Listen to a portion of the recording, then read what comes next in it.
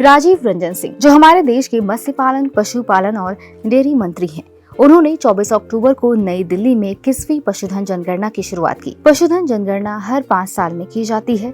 इसका मतलब है कि हमारे देश में मौजूद सभी पालतू जानवर, मुर्गियां और यहाँ तक कि आवारा जानवरों की गिनती की जाती है। इसमें पशुओं की प्रजाति, उनकी उम्र, लिंग और किसके पास कितने जानवर हैं, ये सब की जानकारी ली जाती है। पशुधन जनगणना का सबसे बड़ा उद्देश्य ये जानना है कि हमारे देश में कितने लोग पशुधन से अपना जीवन यापन कर रहे हैं, खासकर ग्रामीण इलाकों में, जहां पशुपालन लोगों की आय का एक बड़ा जरिया होता है।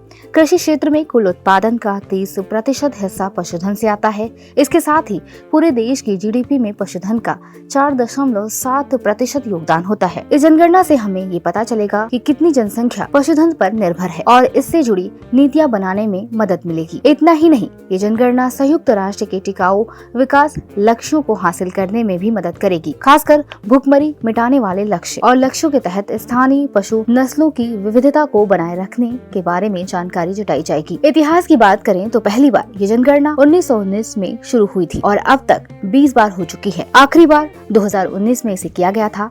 अब 21वीं जनगणना की गिनती अक्टूबर 2024 से फरवरी 2025 तक चलेगी। इसमें 87,000 गणक यानी गिनती करने वाले लोग पूरे देश के गांव, शहर, घर, फार्म, गौशालाओं, डेयरी फार्म और यहाँ तक कि सेना के स्थानों पर जाकर जानवरों की जानकारी इकट्ठा करेंगे। इस बार की पशुधन जनगणना पूरी तरह से डिजिटल होगी। इसका मतलब है कि आंकड़े मोबाइल ऐप के जरिए इकट्ठा किए जाएंगे और सभी जगह से जानकारी को मॉनिटर करने के लिए एक डिजिटल डैशबोर्ड भी होगा। इसे डेटा तुरंत उपलब्ध हो सकेगा और रिपोर्ट भी जल्द बन सकेगी। इसके अलावा इस बार जनगणना में कुछ नए बिंदु जोड़े गए हैं। जैसे अब हम जानेंगे कि किन परिवारों की मुख्य आय पशुधन से होती है और आवारा जानवरों की स्थिति कैसी है। इस बार की गिनती में 16 प्रकार के जानवर शामिल हैं, जैसे कि गाय, भैंस, भेड़, बकरी, घोड़े, गधे, कुत्ते, हाथी और यहाँ तक कि ऊंट भी। इसके अलावा मुर्गी, बतख, टर्की, बटेर और यहाँ तक कि शुतुरमुर्ग और एमू पक्षियों की भी गिनती होगी। पिछली बार 2019 की जनगणना में पता चला था कि भारत में कुल 53.57 करोड़ पशुधन थे। इसमें से 19.29 करोड़ गाय, 14.88 करोड़ बकरियां, 10.98 करोड़ भैंसे, 7.42 करोड़ भेड़े और 90 लाख सुअर। बाकी जानवरों की गिनती में उनका प्रतिशत कुल पशुधन का 0.23% था। तो दोस्तों, इस जनगणना से हमें बहुत सी नई और महत्वपूर्ण जानकारियाँ मिलेंगी। ये न केवल सरकार की नीतियाँ बनाने में मदद करेंगी, बल्कि पशुधन पर निर्भर लोगों की समस्याओं को समझने और हल करने में भी मददगार साबित होंगी। आपको ये जानकारी कैसी लगी, कमेंट में हमें जरूर बताएं और चैनल को सब्सक्राइब करना ना भूलें, ताकि आपको और भी जानकारियाँ मिलती रहे। धन्यवाद।